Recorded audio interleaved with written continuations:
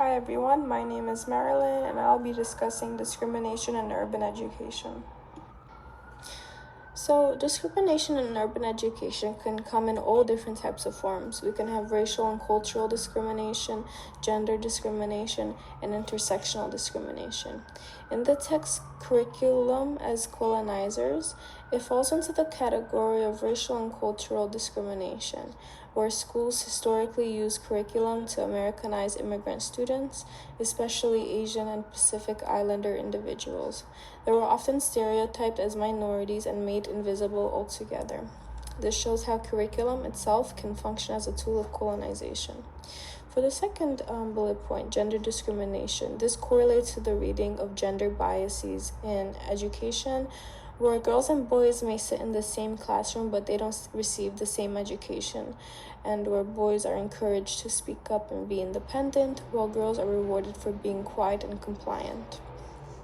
For the third bullet point, intersectional discrimination, this correlates to the text called Nothing Has Stopped Me, I Keep Going, where it focuses on intersection of race and sexuality, of being a black gay male, and they face discrimination in heteronormative and racist environments. But the article centers their lived experiences and show how they successfully navigate through society using resilience, self-determination, and resistance. So this is a video I'm going to be playing. It's short, around 20 seconds long, and it happened in New York City. It's a protest video that happened a few days ago where migrants are being placed in inhumane conditions and framed as outsiders. And this correlated to the text where just as schools historically treated immigrant students as less than fully American, society today continues to push migrants into margins. And they both reveal examples of how, whether it's through curriculum or immigration policy, it acts as a tool of exclusion rather than inclusion.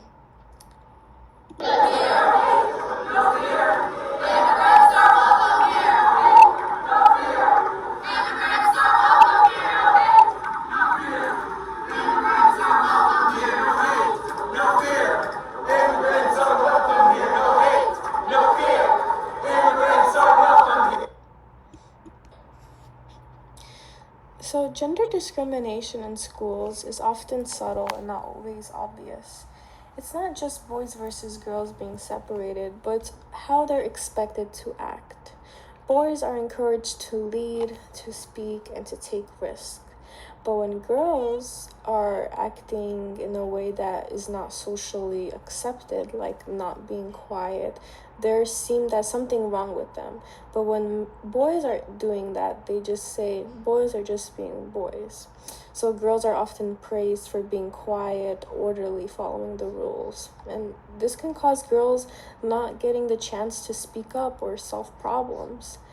And we even notice in textbooks that it doesn't feature women's achievements or their roles unless it's in a stereotyped way, such as women are in caretaking roles or domestic roles, fewer women in science, etc.